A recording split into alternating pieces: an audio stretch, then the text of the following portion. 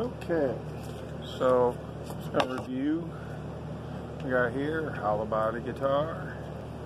Got the neck, 6 strings, each one's got a name. Top one's E, bottom one's E.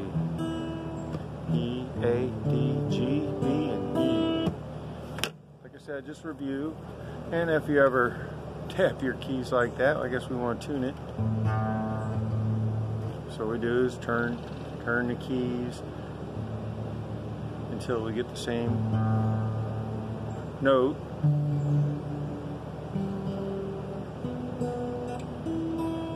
And remember the pattern there is on the 5th fret on the bottom string. E becomes an A, so,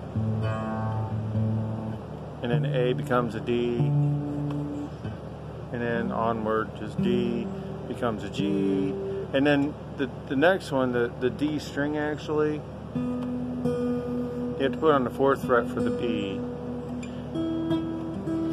and then the B string becomes an E on the 5th fret again. So everything's 5th fret except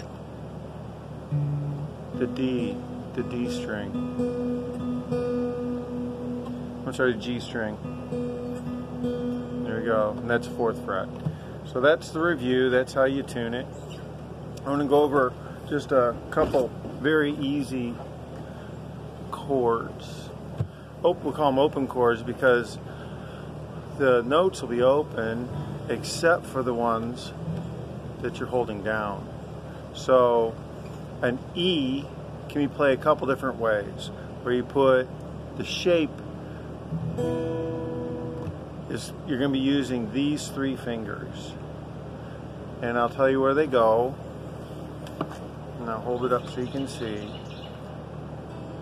Alright, so these fingers go on the A string and the D string on the 2nd fret, and then the middle finger, that goes on the 1st fret on the G string. Now there's a reason you're doing that and leaving the index finger hanging out there and doing nothing.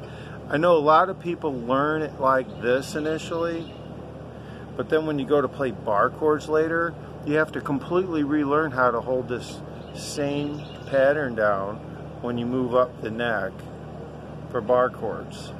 So all these bar chords, you don't get to play them, and unless you learn this shape first. So learn that shape.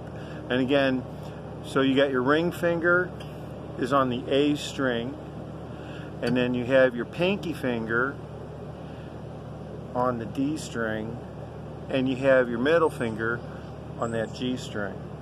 And those are the only 3 you're holding down. The rest of them are open. That's why we call it an open chord, as opposed to like a bar chord. So E is open, and the A string is actually now a B. And I can explain why this chord is what it is later. Simple basics, that's your E.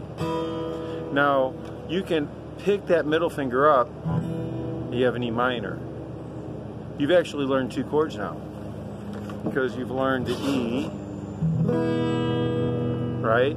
And you pick that middle finger up, E minor. Those are 2 chords. You can take that same shape, shift it up 1 group of strings. So now your middle finger is on the D string, your pinky finger is on the G string, and your middle finger is on the B string. It's exactly the same shape. Remember, you got Mr. Index finger up here doing nothing, right? For now, because that's an open chord. But if I moved it up, I can make my bar chords all the way up the neck. And we'll talk about the names of those chords later, but for right now, that's called an A minor. It's an A minor. This one's called an E. That one's an E minor, right? So you can do the same thing with that A that you do with the E. Pick that middle finger up and you have another chord. If you practice these chords just picking this middle finger up, you're actually practicing 4 different chords, because you have your E right here, pick that middle finger up, you have your E minor, then you have your A7, pick that middle finger up, you have your A minor. And you can play those 4 chords, and there's a lot of songs that are written with just those 4 chords, frankly. Those are the first chords that we're going to learn, and I'd recommend a strum pattern. It's real simple. I use my fingers for strumming. I don't use a pick anymore, and I use the top of my fingernails to strum. Every single one of my fingers has a little bit different sound to it. And if I don't have a pick, I can do other things too. I can pick with my fingers. We'll learn that later. But that's a fingernail strum. Then coming up is a pad. It sounds a little bit different. So I threw my thumb in there. So the strum pattern we're going to learn is just real simple. Down, thumb, up, down. Down, thumb, up, down.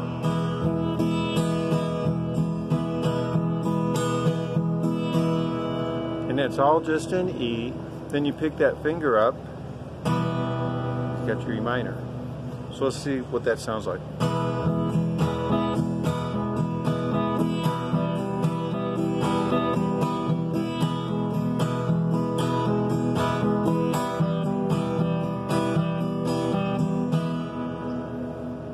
Okay, so let's kind of play around with that, and what I'll do, you can hit pause now or rewind, play back the parts that you need to listen to. You can do that over and over and over.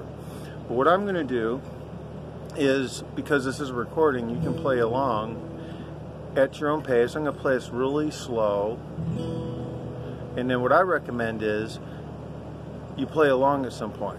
Get to a point where you can put these chords down and hold them down, and then when you're playing this, play the video and play along with me. And I'm going to go through it for a couple bars, and I'll say what chord I'm playing as I play it. And I'm just going to stick with the E and the E minor for right now. So 1, 2, 3, 4.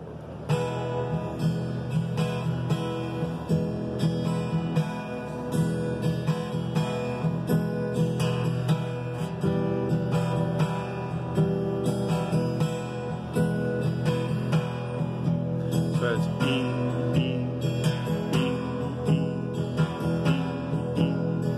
E, E, E, E minor. E, E, E, E.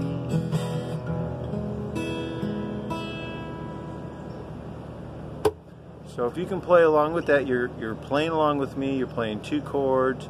We played through, I think there was like 8 bars with a couple changes. You get to that point, you're ready to move on, because now you're doing some chord changes, and you're maybe hearing less dead strings like that. You're going to hear nice full chords.